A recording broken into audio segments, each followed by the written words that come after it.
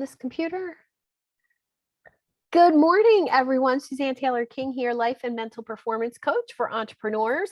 And I am super excited for this coffee chat today with my dear friend, Chadwick. Hello, Catherine.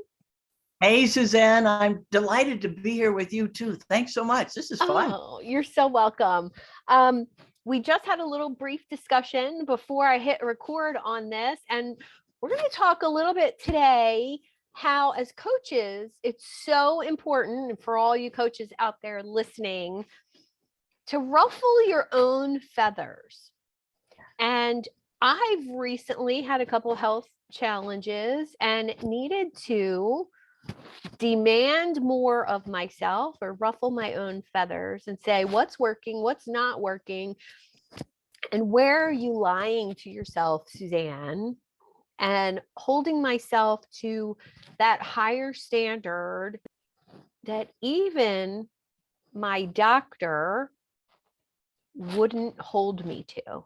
So I'd love to hear your take on it and how you ruffle your own feathers. Oh, well, that's really pretty interesting because I was just thinking about this, oh my gosh, a couple of weeks ago. And I remember, we'll get into that story later because it's really ruffling somebody else's feathers, but to a very huge degree, right? Okay. Right. But no, I think it's imperative to ruffle your own feathers. It's just like, you do that self-assessment, and so I go through a process every night, what could I have done differently? Why was I looking at it from this particular angle when I walk over here, there's the answer, right? So, and when I talk to myself and clients, and I'll physically get up and sit in a different chair just to change the environment and look at it because I'm looking at this, I'm telling myself I'm looking at this from a different angle. And I think it's imperative. Yeah, I think it's imperative that we do that because otherwise you get in a rut. And that old rut, it's like Dr. Joe Dispenza says, we think about 70,000 thoughts in a day and over 90% of them are the same as the day before. And we're dragging the yesterdays along and along and along. And oh my gosh, if you don't focus on that 10% or that 5% or whatever to make that change, you have what he refers to as the predictable future. And if you're not liking, what's going on in this particular day, then it's totally up to us to make the change. Yeah. And if you don't recognize it, what's the point? Well, so that's that self-awareness piece that I think is so attractive about you. I think it's attractive about me. I think that's why I like you. I think that's why you like me. Like we have this third sense about ourselves that, and I know at least for me, it's about being the conscious observer and being able to look at myself from an outside perspective with total honesty, radical honesty that sometimes pisses me off that I'm so honest, right? It like, but when I do that, I'm able to say, look, girl, you've been BSing yourself for the past 2 years about your exercise, about your weight, about your health issues, like they were no big deal. And let's get real and say, you're not really being integrous with yourself. And it was like over a weekend that I ruffled my own basket a little bit. Like I really shook the basket. And that self-reflection process, I think a lot of people avoid.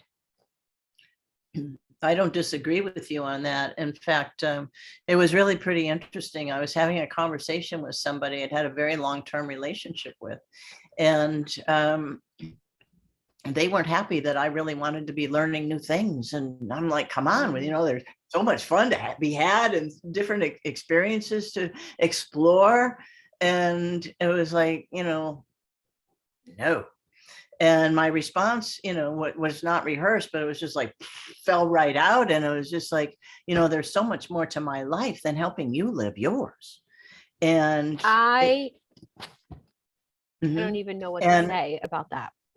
well, because I think that so many times we BS ourselves because we're into that people pleasing mode, and I have to do this for them and I have to do this for them. And and I told them that I would, blah, blah, blah. And pretty much, at that point, sometimes we just schedule ourselves right out of our own calendar. Yeah. And that is a very definite thing that I'm super cognizant of now. But I still have to check myself. And so, it's a minimum, a weekly thing, but a daily thing to look at my calendar and say what really is important to me to help me move forward. So I can actually be a bigger and better person to be able to serve other people better, right? Yeah. Yeah. Well, I think the calendar, that's a whole, 4-hour long conversation about Oh, I know, calendar and right? scheduling. And I Yeah. wrote today about blank space in your calendar. Like if you don't have blank space in your calendar, and for me, I definitely struggled with too many things in the calendar that were not, they were good for someone else's business. Yeah. They weren't necessarily great for mine. So Mhm. I think it was for me that balance of giving, and I don't give to receive. Like I make introductions, I connect with people all the time without any intention whatsoever. Yeah. But you can't do that all the time. Right. So I had to really figure out, what does that look like for me on my calendar? And I started doing follow-up Fridays. So that's when I follow up with everyone. That's when I email everyone. That's when I Mhm. make my introductions. But And if my list of introductions, which I have like 13 emails to write today, if mhm. it takes more than an hour, it has to go to Yeah. next Friday. Yeah. And And that's a good thing. yeah, Because, and what's so fascinating as you're talking, because I've been talking to not only myself, but to other people about what I refer to as a mind diet. mm, What are you telling yourself? What are you allowing in? There's so much information that's coming at us, to mhm, us, on mhm. a constant like barrage. And it's so important to be discerning as to what you're actually going to allow in. Yes. And that plays out in the calendar as well. I Mhm. mean, and it plays out as far as what your nutritional diet is. From my point of view, I think the spiritual diet is the number one fuel, and the mind diet comes along with that, and the Yeah. nutritional diet is actually secondary, because I do believe that the mind diet affects the nutritional diet. I, I have to say that I 110% agree. And looking back at my coaching time in health and wellness and nutrition, 90% of the work I did was changing someone's mindset and emotions around the food that they were eating, Yeah. and noticing, are you eating for hunger or boredom or loneliness, or because it's 12 o'clock, or are you actually hungry? Mhm. And I remember coming across a statistic that said in America, which, we all know that Americans are notoriously on the sad American diet. Right. And that diet has so many people overweight or obese in this country compared to other countries. Right. And most of the time, Americans have never truly experienced being hungry, actual hunger. because we eat so often. Uh-huh. And I encouraged clients at the time to actually experience being hungry. Like, go long enough. I'm not talking days or a week without food, but go long enough that your stomach growls, you feel a little weak, or like, ooh, I really need to eat something because I'm not feeling as vibrant, as energetic. Right. And I remember people looking at me like, ooh, I don't know I don't know what that is. I don't know what that feeling is. And I think it's the same for spiritual wellness, emotional wellness. If you've never experienced it, Mhm. you can't do it. So Right. we talked a little bit about the books we've been reading, and I would love for you to share how you help your clients actually experience that sunshine quotient that you're so famous for. What's the little secret behind actually experiencing that spiritual, emotional, and physical sunshine? Well, the beauty of it is it's just getting into that very present moment, right? Mhm. And I believe that just the breath itself, bringing that in and focusing on that, it'll stimulate the vagus nerve, and that connects you with the calming side of your nervous system. So the breath part has a physiological, sense to it, has a physiological reaction to it that's very beneficial. Yeah. And if you can stay in that present moment, that is a real plus, because really that's all we have, the present state. Because otherwise we're thinking about this and thinking about that, and if I'm not present with you as we're talking, then you're going to ask me a question and I'm not going to really understand what you asked me. And it's basically that simple. The present moment is really all that we have. And so by the very fact of breathing in through your nose and stimulating that vagus nerve and getting to the parasympathetic nervous system, the calming side of your nervous system, but also visualizing, right? Because the mind does not differentiate between what's real and what's imagined. So if you imagine that the sunlight is coming into you, right? And it's just going into every little crease and crevice of you, and your heart's getting bigger and your heart is glowing, and you feel like you're glowing from the inside out, and you feel like you can feel the warmth of the sunlight on your skin. It's very difficult to be cranky if you're feeling like you're glowing Yeah. from the inside out, right? And so Yeah. and so what I just love it. I just recorded a meditation the other day, and it doesn't have quite the flow that I want to it yet, but I'm going to re-record it, and I'm going to send it to you, and you Oh, can, awesome. because what I think, I was just thrilled when I started reading the beginning of Dr. Joe Dispenza's book, Becoming Supernatural.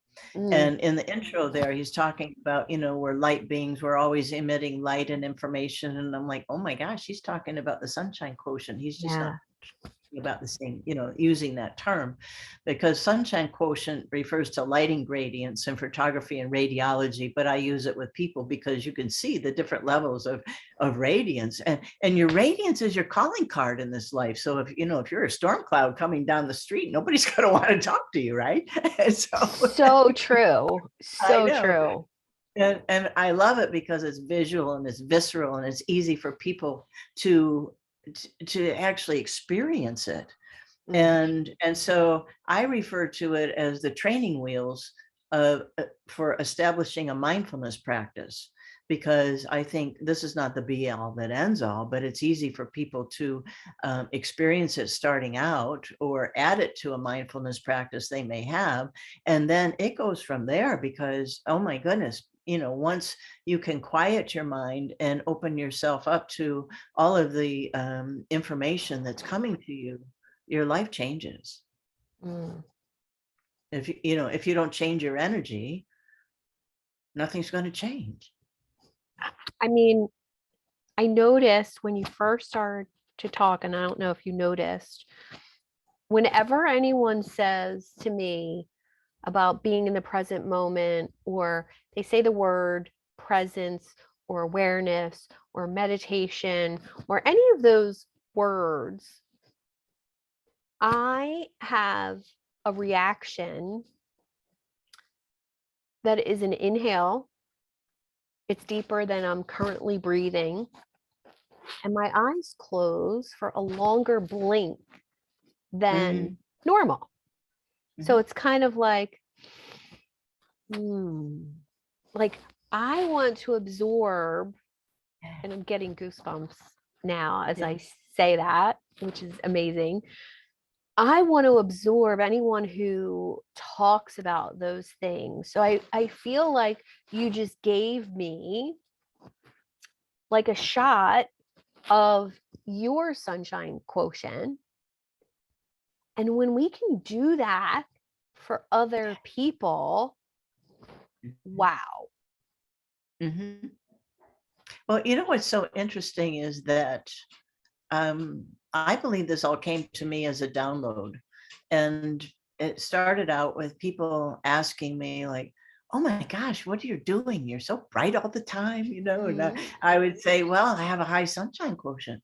And I said that a few times and I'm like, I've never said that before. So, you know, really why am I saying it now? Right. Yeah. And I actually Googled it. And the term sunshine quotient is a term that refers to lighting gradients in photography and radiology. You know, when you look at the different levels of lighting, you know, in photos or on x-rays or whatnot. And I'm like, oh my gosh, because we have it too. People, we're all part of the same, you know, natural soup, as I call it, right? And we're just in different forms. And so it's no wonder that you felt like you got a shot, because whenever, you know, I'm connected with you and you start talking, I feel like I get a shot of yours as well, right? Because it's just, you know, we understand it, right? Well, I think that's an interesting point. So for me, people who don't understand that would feel like I'm too happy or I'm too positive, or, oh, she's just blowing smoke up my butt. Like that's like nobody feels like that. Nobody. And that was discouraging for a long time for me, until I decided I can't worry about someone else receiving it the way I intend. I just have to keep giving it. Yeah. And it's so fabulous that you came to that realization, because I felt fabulous when I realized that for myself. And in retrospect, you know, one of those self-assessment times, you know, it's just like, oh my gosh, because we you know, we actually allow ourselves to play smaller than we have the capability of playing. Yeah. Because of other people's reactions. And that goes back to, you know, what we were talking about earlier about, you know, being things for other people that aren't true to ourselves. Yeah. And it's, wow, you know, it's a learning every day, isn't it? Yeah. And I would say yes, and being okay with the learning. And, you know, whether I learn something awesome or I learn something not so great about myself, it's an opportunity to grow. And I want to elevate that human experience that I'm having over here. And if I do it for myself, then my husband benefits, my son benefits, and all my clients benefit, my neighbor benefits. So I guess it's my responsibility to hold myself to that higher standard. I don't disagree with you on that. And I think you're doing a marvelous job of doing it, right? You too. You too. And what I love about you is that it's contagious, right? So Well, it is. when you spend time Yeah. with people who are doing it too, Mhm. it's almost like you expand. Oh, And absolutely. Yeah. I want to just encourage people to check out your videos and what you're doing, because it helps me expand by knowing and interacting with people like you. It's so It helps fun. me grow. So whether you know it or not, you're coaching me. Whether I know it or not, I'm coaching people I don't even know their names. And Well, of course. that is so cool. Mhm. Well, it's so funny because people would ask me, gosh, a long time ago when I started taking the scene study class and taking some of the acting and whatnot. And it's just like, what do you want for your life? And, my thought has always been, I just want to be the best role model I can be, which means that I'm going to keep expanding and whatnot. And I think you may not have said it in so many words, but that's what you're doing as well. Yeah. And so I want people to look at what you're doing. I think both of us are in a marvelous position, because I think people are fascinating and absolutely want people to just, want people to feel good. Mhm. And the more we can just be that example, and the more that we can just talk to people and be that contagious energy, right? Yeah. And so, hey, I want to ask you, what's your favorite question to ask your clients? Well, I love how's that working for you so far. Mm-hmm. I Yeah. also love, what else do you need to say about that? Mm-hmm. Yeah. And I just used that one this morning. One of my clients, we met for coffee this morning, and he's single and out there in the dating world. And about 6 months ago, I had him make up a list of all the things he wanted in a partner. Mm-hmm.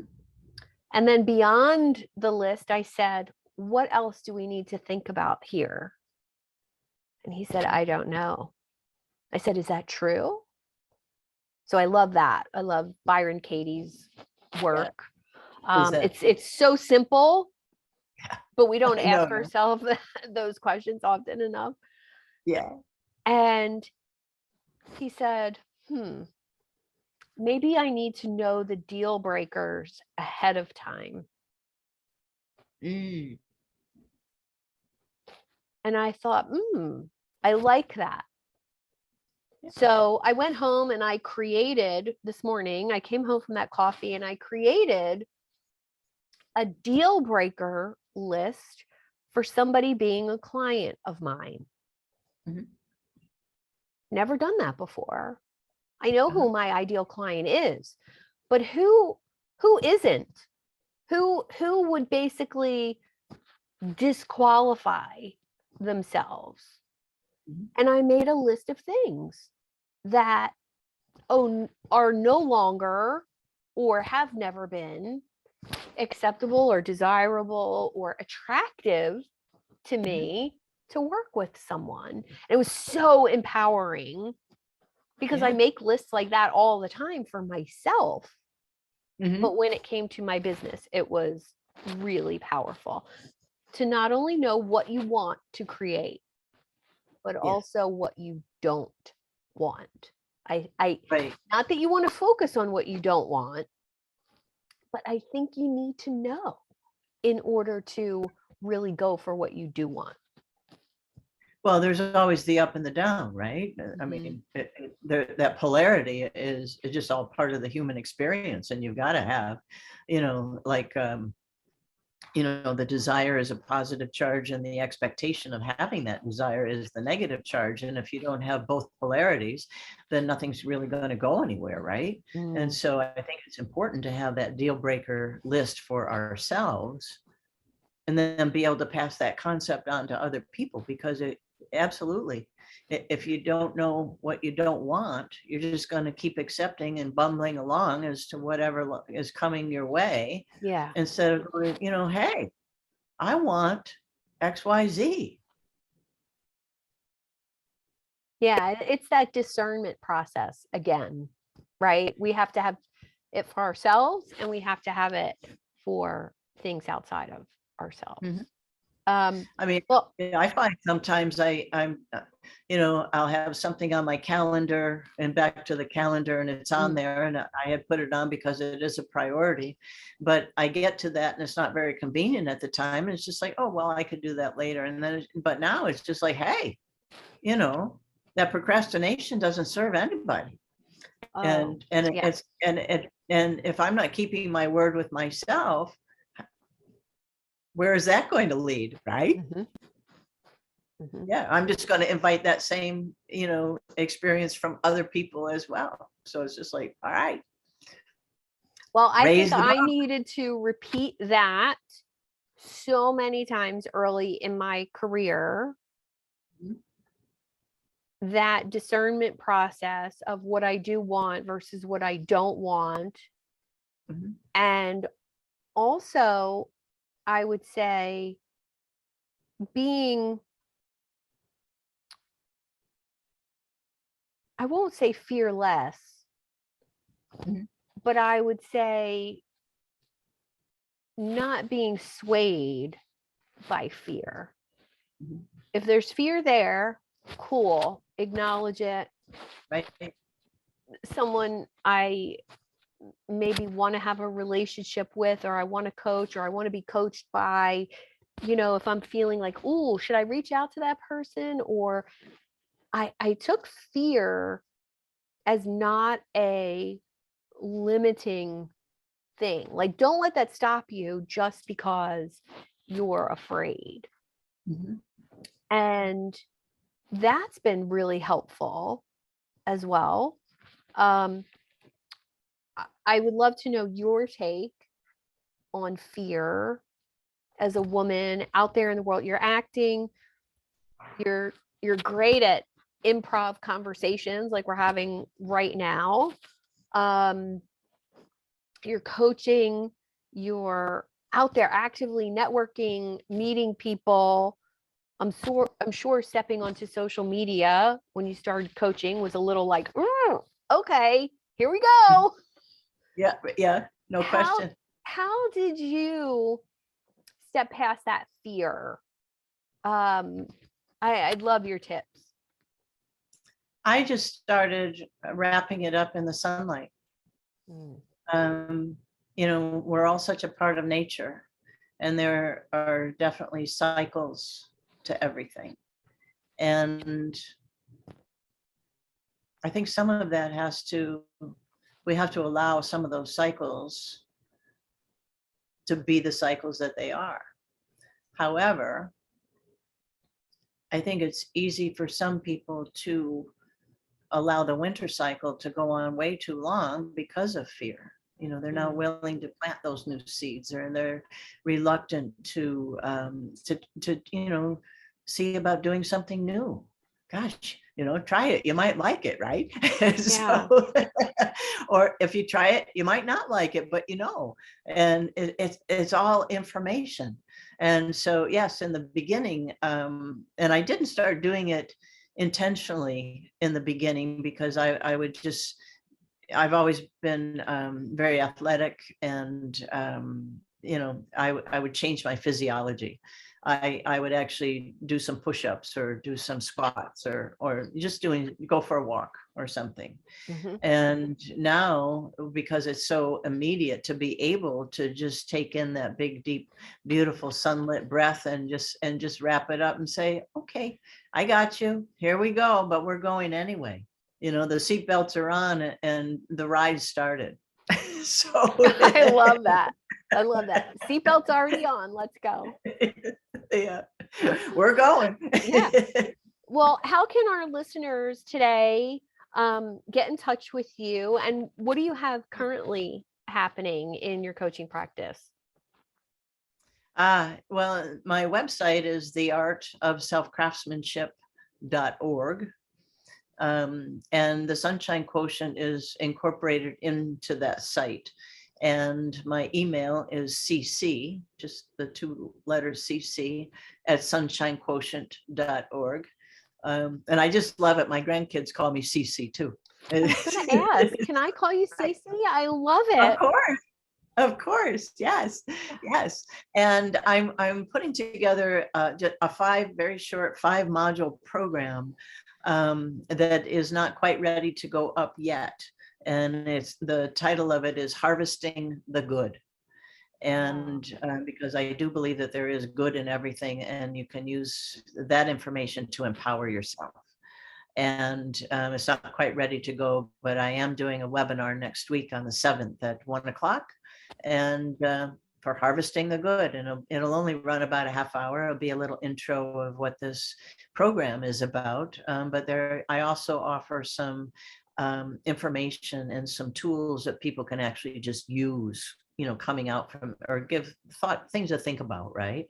From the webinar, right? And you can register on my website there. There's a landing page under webinars. You just click on that and you can register, and then you'll get the link to attend. So okay, thank you. I will make sure I share the link to your website in the notes of this video and in the comments. So if you're watching this video, we've recorded this ahead of time.